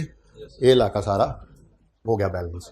लॉन्ग टर्म लोन्स बैलेंस करके देखो तो कैश आएगा 75 का, लेकिन हमने इन दोनों को इकट्ठा करके याद है शो किया था, तो यहां पे हमने आकर लिखा था लोन रीपेड, लोन रीपेड, और 100 प्लस 75 हमने लिखा था 175 नेगेटिव। उसके बाद इधर देखा तो ये चेक करो बैलेंस हो गया, इसमें कोई बैलेंसिंग फिगर नहीं निकली थी, लेकिन इस 100 को भी हमने कैश इनफ्लो के तौर पे लिया था क्योंकि इसी से लोन रीपे हुआ था। बैलेंस करके चेक कर लो, ये बैलेंस हो गया था, इसमें कोई बैलेंसिंग फिगर नहीं निकली थी, ठीक है। तो कैपिटल इन्वेस्टेड या न्यू कैपिटल कुछ भी लिख दो जी, वर्किंग शर्किंग कोई नहीं थी, बस वो एडजस्टमेंट में लिखा हुआ था, वही 100 हमने ये शो किया था, वरना मैंने कहा था 75 भी कर देंगे तो वो एक आध नंबर ही मिस होगा, वैसे सही है, सवाल की सेहत पे कोई असर नहीं पड़ना, ठीक है। ओके, उसके बाद यहां पे आए डिस्पोजल ऑफ लैंड के अकाउंट में से हमें कैश बैलेंसिंग मिल रहा है, कितना? 750, यही मिला था ना तब भी, सारा सवाल सेम है बच्चों, सिर्फ इतनी सी जगह चेंज हुई है और 4 लेजर नए बने हैं, तो कंफर्टेबल फील कर रहे हो? नया सवाल कराता उसकी एडजस्टमेंट्स को सोचने बैठ जाते हैं, नया सवाल कल करवाऊंगा जब आप होमवर्क मुझसे कर रहे हैं, पहले आप करेंगे, तो मेथड से तो कंफर्टेबल हो ना, कि मेथड में कुछ नहीं है, अब बाकी फिर हमारी समझदानी की कमजोरी है, ठीक है, कि हम वो एडजस्टमेंट ना समझें, तो वो एडजस्टमेंट तो डिफरेंट वही करती है, कोशिश करूंगा कुछ ना कुछ बात करके ही भेजूं। तो यहां पर सेल प्रोसीड्स या कैश रिसीव जो भी लिख लो, फ्रॉम डिस्पोजल ऑफ ब्ला ब्ला पूरा लिख लेना, वर्किंग नंबर 14 754 पॉजिटिव, ठीक है। नेक्स्ट आगे बढ़े, इसको बैलेंस किया, इधर से इसका भी कैश आ गया 132, ठीक है जी, ये 132 का cash, cash receive from disposal working number 15 132 positive, ठीक है जी। और इक्विपमेंट का भी अब इसी तरफ बैलेंस आएगा, कैश कितना? 60, तो cash received from disposal of equipment working number 16 में कितना? 60 पॉजिटिव। सवाल खत्म, नहीं समझ आ रहा? नहीं। नहीं समझ आ रहा? चलें, यहाँ पे हम कौन सा ब्रेक लगाते होते हैं, बस ठीक है। तो आपको समझाने के लिए मैंने बताया कि ये भी एक स्टॉप होता है, तो पर्चे में टाइम ज़ाया होता है ना, बस हम यहाँ से कैलकुलेटर मारते हैं और यहाँ पे 47 आता है पॉजिटिव। ये मुझे याद हो गया क्योंकि ये पिछले 4 साल से मैं यही सवाल डायरेक्ट के लिए करवाता हूँ ना, तो वो फिर जाके देखते हैं। और वैसे भी यही 47 पहले दिन निकला था आपकी क्लास में, पहले सुबह वाली क्लास में, फिर आज सुबह वाली क्लास में भी निकल चुका है। आप चेक कर लें 47 ही है, लेकिन ये इंपॉर्टेंट नहीं है कि आपने यहाँ पे चेक कर लिया 47 ही है। असल इंपॉर्टेंट बात ये है कि आपने जो पहले दिन पहला सवाल किया था उसको जाके ओपन करें, उसको ओपन करें अपने रजिस्टर्स पे। पहला सवाल जो आपने किया था, और किसी के पास खुदा ना खासा वो रजिस्टर नहीं है तो वो किताब के अंदर उसका सोल्यूशन ओपन कर ले, लेकिन अपने रजिस्टर को ओपन करें। पहला सवाल कैश फ्लो का, जुनेद जंजुआ, पहला सवाल कैश फ्लो का किधर है? पहला सवाल कैश फ्लो का, इसके अंदर एक आंसर यानी कि cash flow from operating activities का आंसर क्या था? यही 47 था। और भाई मेथड ही बदला है ना, कैश फ्लो का आंसर तो नहीं बदल जाता इससे, तो ये सेम है। ओके, तो देखिए मेथड चेंज किया लेकिन ये आंसर सेम है। आगे तो वैसे ही सारा सवाल सेम था। ठीक है, इंटरेस्ट पेड टैक्स पेड थे नहीं ना? ठीक है जी, 141 पॉजिटिव और 75 नेगेटिव। अब 47 प्लस 141 माइनस 113 पॉजिटिव, फिर ये टोटल नहीं किया, 548 नेगेटिव और क्लोजिंग 435 नेगेटिव। ठीक है, तो जब हमने 548 नेगेटिव उस पॉजिटिव में ऐड किया तो क्लोजिंग आ गया 435 नेगेटिव। ठीक है, तो कैसा रहा डायरेक्ट मेथड? नहीं करवाता।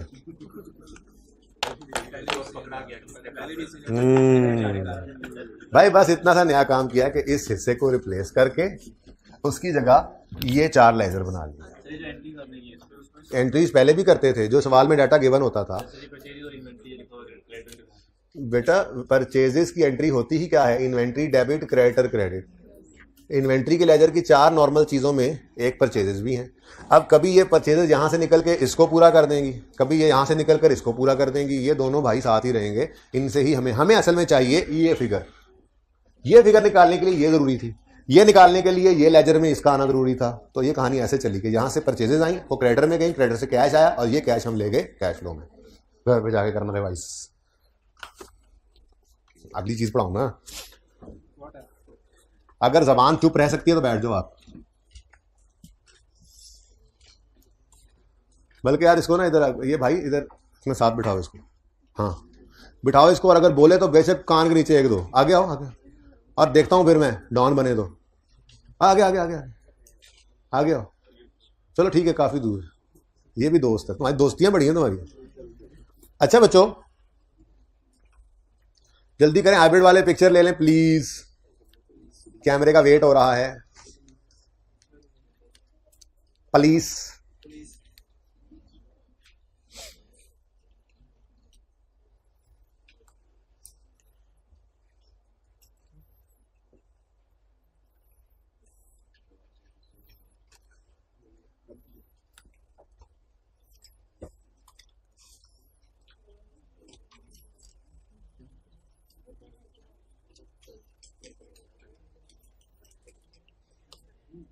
आ जाए जी अभी।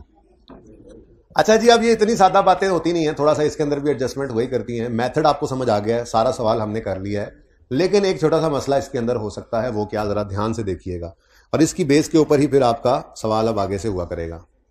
यहां पर तो उसने हमें अलग से एडमिन, सेलिंग और डेप्रिसिएशन दिए हुए थे।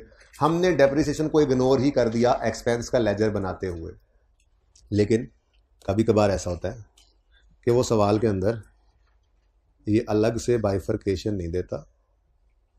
ठीक है जी, ये ऊपर वाला था, मैं इधर क्यों आ गया?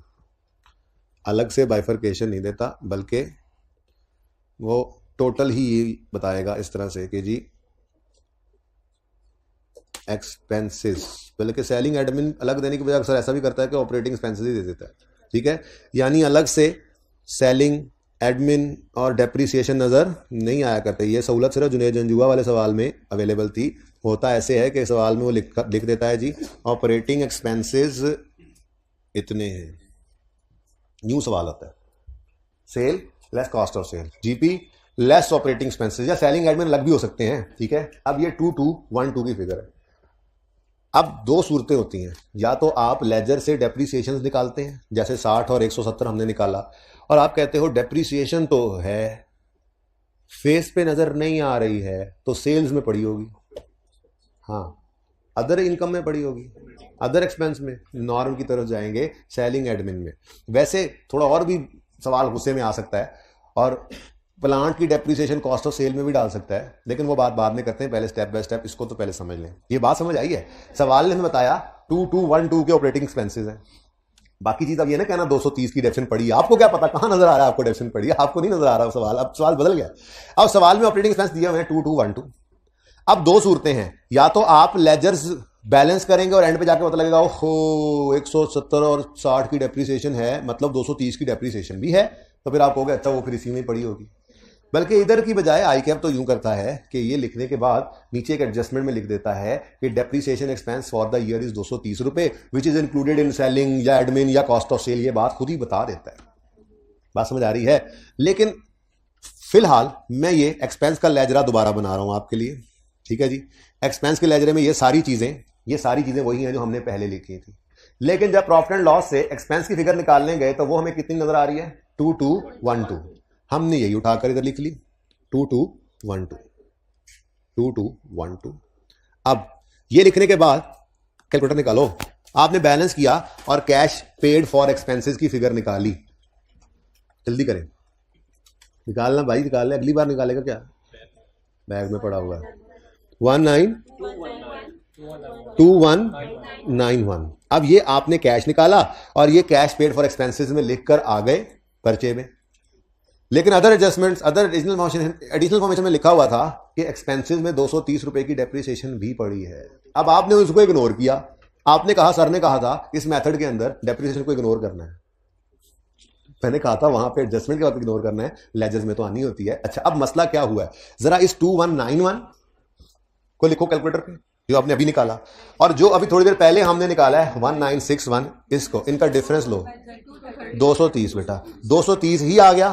अब ये 230 क्या है? वही क्योंकि ये सवाल में सारी चीजें सामने थी ना, इसलिए मैं इसमें समझा रहा हूं, क्योंकि ये चीजें यहां पे समझ आ रही हैं, आगे तो फिर अप्लाई करनी है।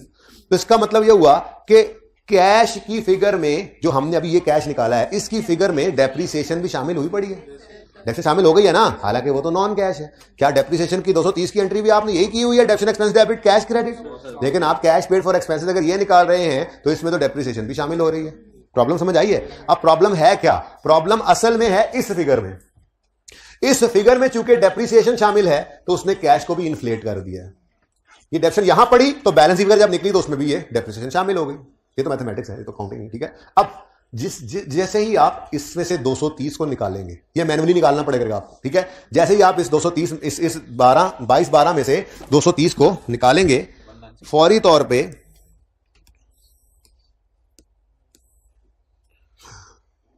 तौर पे आपको 1982 की फिगर मिलेगी। क्या किया आपने? ऑपरेटिंग एक्सपेंसेस के ऊपर मैंने स्टार लगाया, छोटी सी वर्किंग हमें करनी पड़ा करेगी। ऑपरेटिंग एक्सपेंसेस में अगर कोई नॉन कैश एडजस्टमेंट, अगर कोई नॉन कैश आइटम पड़ा है तो उसको निकालना पड़ेगा यहां पे भी, क्योंकि अब यहां पर ये एक्सपेंस यहां आना है और इससे कैश की फिगर निकलनी है। अगर पड़ा रहने दिया उस नॉन कैश एक्सपेंस को यहां पर, तो वो तो फिर कैश को ले डूबेगा, कैश फ्लो को भी ले डूबेगा, ठीक है। तो आपने ऐसा नहीं करने देना, आपने कहना है भाई रुको, ये 2212 तुम रुको, तुम पहले आओ इस वर्किंग में। ये वर्किंग क्या है जी? Operating expense as per profit and loss account. पहले आओ इस वर्किंग में। फिर हमने सवाल में जाकर देखा नॉन कैश कोई एडजस्टमेंट है, नीचे लिखा हुआ था, या आपने लेजर से निकाला था, दो ही ऑप्शन है ना, या वो लिख दे या आपने निकाल लिया लेजर में से, दोनों सूत्रों में आपको पता लगा डेप्रिसिएशन है। अगर है तो फिर यही पड़ी है, तो आप क्या कहोगे? निकालो इसको, डेप्रिसिएशन को यहां से निकाल दो। नॉन कैश एडजस्टमेंट किया आपने, यानी डेप्रिसिएशन को माइनस किया। अब ये एक्सपेंस है, यहां उलट नहीं करना, इन एक्सपेंसेस में डेप्रिसिएशन पड़ी है, यहां से निकाल ली तो सिंपल हो गया, माइनस कर दो इसको। अब जैसे ही आपने माइनस किया तो आपके पास जो फिगर आई वो कितनी आ गई? 1982 की। जैसे ही आपने यहां पर 1982 की फिगर लिखी, जैसे ही आपने यहां पर 1982 की फिगर लिखी, जरा कैश की बैलेंस की फिगर निकालो, कितनी आती? 19। अब देख लो, ये वही सही वाली फिगर आ गई है, ठीक है। तो ये बैलेंसिंग फिगर निकालने से पहले अगर खुदा ना खास्ता इन एक्सपेंसेस में कोई नॉन कैश आइटम पड़ा है तो उसको सही कर लो। अच्छा, यही वाली चीज इन्वेंट्री पे भी अप्लाई हो जाती है, क्योंकि इन्वेंट्री में कॉस्ट ऑफ सेल पड़ी होती है इन्वेंट्री में कॉस्ट ऑफ सेल पड़ी होती है। बोलो, अब कॉस्ट ऑफ सेल में तो एक्सपेंसेस हैं। अब आप मैन्युफैक्चरिंग अकाउंट पढ़ के आए हैं, आप तो इंट्रो में बड़े पढ़ छड़ के आए हैं आप लोग, ठीक है। इतना तो आपको पता ही होगा कि अगर फैक्ट्री की बिल्डिंग की डेप्रिसिएशन है तो वो कॉस्ट ऑफ सेल में जाती है, और अगर हेड ऑफिस की बिल्डिंग की डेप्रिसिएशन है तो वो एडमिन एक्सपेंस में जाती है, और अगर सेल शोरूम की डेप्रिसिएशन है तो वो सेलिंग एक्सपेंस में जाएगी।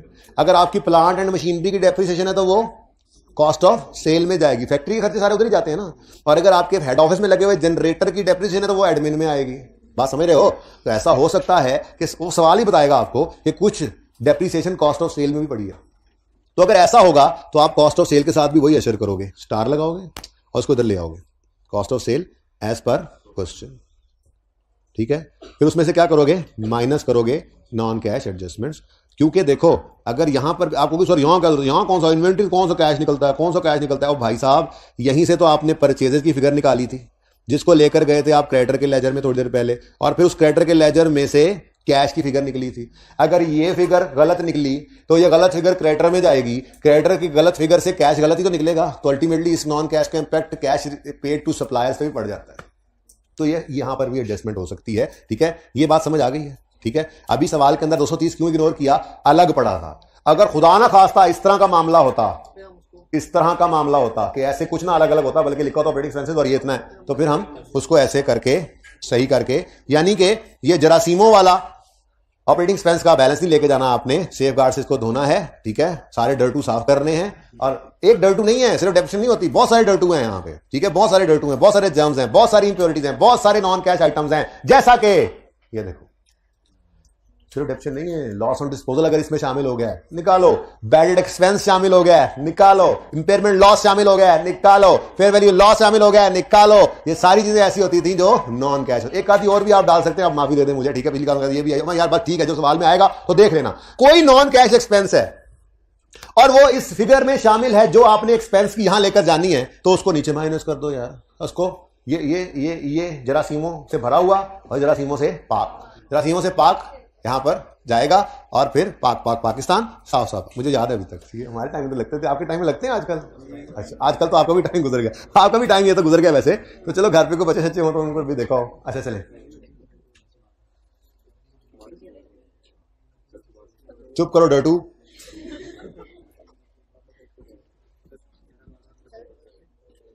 जी बेटा, एक तो अगर वाले सवाल ना किया करो, मैं बता रहा हूं नुकसान हो जाएगा तुम्हारा, ठीक है ना। अगर के सवाल से पूरा सवाल बदलना होता है, पूरा सवाल नहीं बदलते। चलो पूछो, अगर हुआ जवाब देने वाला तो दूंगा। अगर हटा दिया आपने, चले गुड। क्वेश्चन में अगर बोल लो, अगर जवाब देने वाला होगा तो मैं दे दूंगा।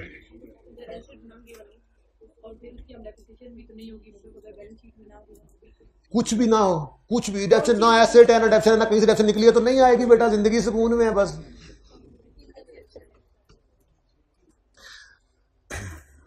क्या बात करने लगा था? अहम बात थी, भूल रहा हूं। हाँ, कल लिखवाऊंगा ये उसूल, अभी जबानी सुन लो। एक बात तो बताओ, मैंने आपको बैड डेट के बारे में एक असवल लिखवाया था। असवल समझते हो? ये असवल लिखे हैं ना सारे। मैंने ये असवल लिखवाया था, असूल लिखवाया था। एक बैड डेट रिटर्न ऑफ को इग्नोर करते हैं, प्रोविजन को ग्रॉस डेटर्स में से लेस करके नेट डेटर्स को वर्किंग कैपिटल में लेकर जाते हैं। ये था इनडायरेक्ट कैश फ्लो के लिए। डायरेक्ट कैश फ्लो में ये रूल नहीं लगना, क्योंकि अभी थोड़ी देर पहले आपने डेटर का लेजर बनाया है। जिंदगी में कभी डेटर का लेजर नेट ऑफ प्रोविजन बना? अगर आपने डेटर को ही नेट ऑफ प्रोविजन कर दिया तो फिर तो प्रोविजन का कॉन्सेप्ट ही खत्म हो गया। यानी अगर डायरेक्ट मेथड है तो आपने डेटर का लेजर बनाना है, और अगर डेटर का लेजर बनाना है तो वो हमेशा ग्रॉस पे बनता है। अब अगर आपकी बैलेंस शीट में नेट डेटर्स देगा और अदर इंफॉर्मेशन में प्रोविजन देगा तो इग्नोर से काम नहीं चलेगा। उन नेट डेटर्स को ग्रॉस बनाओगे, ग्रॉस डेटर से डेटर का लेजर बनाओगे, और प्रोविजन को भी माफी नहीं देनी, प्रोविजन का भी लेजर बनाओगे। उससे निकलेगा बैड डेट एक्सपेंस। जो बैड डेट एक्सपेंस यहां पे साफ पाक करने के लिए भी इस्तेमाल होगा इस बैलेंस को। बात समझे हो? ये कल लिखवाऊंगा भी सही, अभी नहीं लिखना, अभी अगला सवाल पढ़ाना है जो होमवर्क में देना है, ठीक है? ठीक है, तो डेटर का, अच्छा बैड डेट रिटर्न ऑफ भी नहीं इग्नोर होने। क्यों? बैड रिटर्न ऑफ की एंट्री होती है, bad return of debit debtor, bad return of नहीं हम तो एंट्री करते हैं, provision debit debtor credit. Provision का लेजर भी बन रहा होगा, डेटर भी बन रहा है, प्रोविजन में डेबिट डेटर में क्रेडिट, ये भी इग्नोर नहीं हुआ। दूसरा, प्रोविजन को भी नेट नहीं करना, ग्रॉस डेटर चाहिए इस लेजर के लिए, प्रोविजन का लेजर भी अलग चाहिए। वहां से जो बैड डेट एक्सपेंस निकलेगा अगर शामिल हुआ तो एडजस्ट करना पड़ेगा। ये सबसे मुश्किल बात है मेरे ख्याल से इस मेथड की, जो आपको काफ़ी हद तक समझ आई। तो शुक्र करें इस पर अल्लाह का, बाकी तो इंशाल्लाह अब कल देखेंगे। वैसे मेरे ख्याल में जो पास पेपर में सवाल आया उसमें प्रोविजन का कॉन्सेप्ट नहीं टेस्ट किया उसने, ये जो मैं देने लगा हूं, ठीक है। लेकिन टेस्ट वाले सवाल में इंशाल्लाह अगले वीक में सब कुछ होगा। फिर आप कहोगे ये क्या, मैं कहूंगा ये तो होगा, ठीक है। इसको प्लीज इसकी पिक्चर ले लें, पिक टूरे ले लें, पिक टूरे जी स्टूडेंट। अगर, फिर वही अगर, वैसे ये करके भी अगर वाला सवाल अगर वाला ही रहता है, मगर वाला नहीं। बोलो तो सर उसके कितने नंबर कटेंगे, खुद सोच लिया करो। अब तो 7600 बार कर दी बात। क्या डेप्रिसिएशन का ना माइनस करो तो कैश की फिगर गलत नहीं हो जाएगी? हाँ, इग्नोर करोगे तो बैलेंस कैश फ्लो का एक नंबर तो कट जाएगा ना। Cash receive, cash paid for expenses की फिगर तो गलत आ जाएगी। इग्नोर क्यों इग्नोर कर रहे हो तुम? बाय द वे नहीं समझ आ गई है तो फिर इग्नोर करोगे तो मैं रैप्टे कराऊंगा तुम्हें। इग्नोर करना, समझ आने के बावजूद क्यों इग्नोर करना है? प्रेशर प्रूशर कोई नहीं होता, पर्चे का प्रेशर नहीं लेना भाई, भैनों ते भरावो, पर्चे का प्रेशर नहीं लेना प्लीज प्लीज, पर्चे का प्रेशर नहीं लेना। ऑनलाइन वालों ने तो बिल्कुल नहीं लेना, ठीक है। चॉकलेट साथ लेके क्यों जानी? अच्छा अच्छा, हाँ नहीं, असल में वो बेटा चुप कर जाए, दिमागी काम हो रहा हो ना तो जरा शुगर लेवल लो हो जाता है, तो कोई नहीं, टॉफी शॉफी से भी काम चलेगा। जी बेटा बोले। क्यों, मैंने कोई एसिड का लेजर नए तरीके से बनाया? बेटा एक मिनट यार, तुम जहां बैठते हो बोलते हो यार कल से मेरी क्लास में बैठना मत यार। इसका साकिब इसको इंश्योर करो ये लड़का कल खड़ा रहे क्लास के अंदर, अभी भी पीछे चले जाओ और आइंदा कभी भी बैठना नहीं क्लास में, खड़े होकर पढ़ोगे। भाई से पहले कहा था या बाद में? पीछे जाओ एक दफा दोबारा, जरा देखें जी सारे मुड़ के इसको, जरा देखें सारे, ये कौन है ये जो 2 दफा आज क्लास में खड़ा हुआ, कैमरे में भी आ रहा है, ये है जी ये, अब तो आ गया। विक्ट्री का साइन नहीं दिखा रहा। इंश्योर करो कल ये क्लास में मेरे आने से पहले खड़ा हो। और छुट्टी की ना तुमने तो मैंने इसका फोन नंबर भी लिखवाओ, वालिद का भी फोन नंबर लिखवाओ, घर पे फोन करूंगा छुट्टी की तो इसमें। ओके जी बेटा बात सुने, फिक्स एसेट के ऊपर वही पुराने असूल हैं जो पढ़ के आए हैं। बैलेंस शीट में नेट पे है तो नेट पे बनाओ, अलग है तो अलग बनाओ, उसका क्या ताल्लुक इस मेथड से? सिर्फ फर्क ही पड़ा है तो वो थोड़े से एरिया में जो ऑपरेटिंग एक्टिविटीज में था और 4 नए लेजर्स बने हैं, बाकी सब कुछ वैसे ही करना जैसे आज तक करते आए हो, कोई नई सोच नहीं लानी है। डेटर का लेजर चूंकि बनाना है वो ग्रॉस से बनता है, तो मैंने कहा फिर प्रोविजन को आपने नेट करके काम नहीं चलाना, ठीक है। अच्छा ये भाई होगी पिक्ट्यूरे। अच्छा जी अब आपका देखें ना, ये 4 क्वेश्चन नंबर 4 तो हमने 2 बार कर लिया, 5 भी हो गया, फिर 8 भी हो गया, फिर 9 रहता करवाना है, ये होमवर्क दूंगा। 10 हो गया, 11 हो गया, 12 मंडे को मैंने करवाना रेक्टिफिकेशन वाला, 13 हो गया, 14 हो गया। ये आपका होमवर्क है, क्योंकि इसकी रिक्वायरमेंट पढ़ें डायरेक्ट मेथड, इसका इंतजार था हमें। 19 नंबर का ये सवाल आया था ऑटम 19 पास पेपर में, इकलौता है। लेकिन हमने जुनेद जंजू वाला कर लिया है।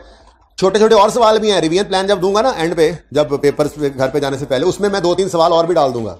मुझे आप जो बोलता हुआ नजर आएगा आज वो इसी कैटेगरी में होगा, मैं बता रहा हूं। कुछ शर्म कर लो थोड़ी सी, वैसे तुम्हारे करीब बैठ के गया ना, असर तो पड़ता है। तो कुछ आसान सवाल 1-2 क्वेश्चन बैंक में भी हैं, कुछ प्रैक्टिस क्वेश्चन में भी हैं, नेक्स्ट टेस्ट में भी एक हैवी किस्म का सवाल आएगा। मैं कहा मोर देन इनफ होगा इंशाल्लाह। बहरहाल इसको मैं पढ़ाता हूँ, ये होमवर्क में है। 16 लॉजिक्स वगैरह कुछ रहती है ना, वैसे तो शायद आधे पे जाते अभी भी आप आंसर कर लें, लेकिन ये इसको मैंने रोका हुआ, एंड पे पढ़ लेंगे। 17 आपको करवा दिया है, 18 आपको करवा दिया है, 19 आपको करवा दिया है, और है ही कोई नहीं, ठीक है ना। तो कैश फ्लो का टॉपिक तैयार लग रहा है मुझे अब आपका। अब इसको पढ़ के देखते हैं जी ये क्या कहते हैं। Following are the extracts from financial statements of Itwar trader limited for the year 30 June 19। PPE है, इन्वेस्टमेंट प्रॉपर्टी है, स्टॉक एंड ट्रेड है। आज इन्वेस्टमेंट प्रॉपर्टी इस सवाल में फेयर वैल्यू पे। Prepayment and trade receivable है, कैश है। शेयर कैपिटल है, शेयर प्रीमियम है, रिटेन्ड अर्निंग्स है, लॉन्ग टर्म लोन है, ट्रेड पेबल्स है। कॉन्ट्रैक्ट लायबिलिटी के आगे लिखो एडवांस फ्रॉम कस्टमर। आप कहोगे जी ये हमें कैसे पता लगेगा? भाई ये ना पहले IFRS 15 ना FAR 1 में ही होता था, तो IFRS 15 की ये टर्म है एडवांस फ्रॉम कस्टमर के लिए वो कॉन्ट्रैक्ट लायबिलिटी का लफ्ज इस्तेमाल करता है। जो बच्चे FAR 2 पढ़ रहे हैं साथ वो देख लेंगे IFRS 15 के अंदर इस लफ्ज को। लेकिन चूंकि IFRS 15 हमारे सिलेबस से निकल गया है, यार इसका भी नाम नोट कर लो, ये भी मादी मुजरिम है। खड़े हो ना जरा, तुम खड़े हो जरा। शाकिब इसका भी, ये इसका दोस्त ही है, ठीक है ना। एक कोने पे ये खड़ा रहा करेगा, दूसरे पे ये दूसरा, ठीक है। और छुट्टी इनके घर वालों के नंबर भी लिखवाने हैं तुमने, आज ना लिख के दे तो मुझे बताना, ठीक है। मैं देखता हूँ छुट्टी भी कैसे करते हैं, बैठने मैंने नहीं देना, छुट्टी घर वाले नहीं करने देनी, सीधा करूंगा इंशाल्लाह। Advance from customers. बेटा ये आपको मैं कह रहा था कि ये अब आपके क्यों नहीं आ सकता, सिलेबस से निकल गया। IFRS 15 चूंकि FAR 2 में चला गया तो वो टर्म यूज नहीं कर सकता, लेकिन अगर कर भी ले तो भाई मैंने बता दी है एडवांस फ्रॉम कस्टमर है, ये ज़हन में रख लेना। लेकिन इस सवाल के अंदर ये एडवांस फ्रॉम कस्टमर है। जैसे एडवांस टू सप्लायर की कल एडजस्टमेंट कराई थी तो मैंने समझा दिया था ये आपको कि वही है। फिर एक्रूड लायबिलिटीज है, इंटरेस्ट पेएबल है, long term, current maturity of long वाई नहीं लॉन्गी टर्म, लॉन्ग टर्म लोन्स है, प्रोविजन फॉर टैक्सेशन है। प्रोविजन फॉर टैक्सेशन अब देखो ना ICAP की ज्यादती उस अटेम्प्ट के अंदर, प्रोविजन फॉर टैक्सेशन ये भी FAR 2 के लेवल वाले बच्चे को पता होता है कि इसका नाम प्रोविजन फॉर टैक्सेशन है। आसान वही है जो आपको पढ़ाया हुआ है, टैक्स पेएबल। प्रोविजन एक अंदाजा होता है क्योंकि ये बदल भी जाता है, आपने पता है टैक्स पढ़ रहे हैं कि आप कुछ एक्सपेंस बनाते हैं टैक्स वाले प्लस माइनस कर ही देते हैं असेसमेंट करते हुए, ठीक है। तो बहरहाल प्रोविजन फॉर टैक्सेशन मींस, लेकिन कोई नहीं कितनी जाती है। लायबिलिटीज में एक चीज नजर आ रही है, टैक्सेशन लिखा हुआ है तो आप टैक्स पेएबल जुगाड़ भी तो कुछ लगा ही सकते हैं, थोड़ा बहुत तो दिमाग बंदा सोच देता है, कॉमन सेंस भी कोई चीज होती है। लायबिलिटीज में पड़ा है टैक्स है तो टैक्स पेएबल ही होगा, एक्सपेंस तो नहीं हो सकता। प्रोविजन क्लास से परेशान भी हो तो प्रोविजन एक अंदाजा होता है। फिर भी देखे तफसील से इनकम स्टेटमेंट दी हुई है क्योंकि डायरेक्ट मेथड के लिए जरूरी होता है। सेल है, कॉस्ट ऑफ सेल है, सेलिंग है, एडमिन है, अदर इनकम है, PBIT है, इंटरेस्ट है, प्रॉफिट बिफोर टैक्स है, टैक्स है, प्रॉफिट आफ्टर टैक्स है, सेल्स जो है वो क्रेडिट पे हुई हैं। ये क्योंकि मैंने दूसरे बच्चों को बिल्कुल इतना भी नहीं पढ़ाया ना, तो इसलिए मैं आपको भी ज्यादा नहीं पढ़ाना चाह रहा, एडजस्टमेंट आप खुद खपो। डेप्रिसिएशन एक्सपेंस इतना है जो यहां पड़ा है, फिर डिस्ट्रीब्यूशन कॉस्ट में कुछ शामिल है, पता नहीं क्या कुछ है, लोन इंस्टॉलमेंट जो है ये है, अदर इनकम में कुछ ऐसी चीजें पड़ी हैं, during the year right issue हुआ एट प्रीमियम, पता नहीं क्या करेंगे आप लोग, लेकिन 19 में से 11-12 नंबर आप लेके दिखाएंगे इंशाल्लाह। ये तो पहला सवाल है, अभी तो फिर मैंने ये कल करवाना है और आप घर जाके उस सवाल को भी जुनेद वाले को दोबारा करेंगे, आप आपका लेवल बढ़ रहा होगा, फिर मैं ये सवाल कराऊंगा और बढ़ेगा, 1-2 सवाल होमवर्क में संडे को दूंगा, फिर टेस्ट में आएगा, तो इंशाल्लाह ये तैयार हो जाएगा। ठीक है जी, पेपर में अगर उसने डायरेक्ट मेथड करवाना होगा तो वो ऐसे बताएगा, अगर खामोश होगा तो हम वही मेथड करेंगे जिसकी हमें आता है, जिसकी ज्यादा प्रैक्टिस है, तो या तो उस मेथड का नाम लिखता है या खामोश हो जाता है, तब भी हम देख लो कितने सवाल किए, खामोशी केस में वही मेथड किया है। डायरेक्ट मेथड अगर करवाना है तो उसके लिए लाजिम है कि वो लिखे, अगर वो सवाल में ये लफ्ज ना लिखे तो हमारे लिए ऑप्शन वाइड ओपन हो जाता है, हम जिस मर्जी मेथड से कंफर्टेबल हो कर लें। उसने अगर डायरेक्ट मेथड से करवाना है तो उसके लिए लाजमी है इसको लिखना। तो पास पेपर 15 आपका होमवर्क है, कल होगी मुलाकात, जिंदगी रही तो अल्लाह हाफ़िज़।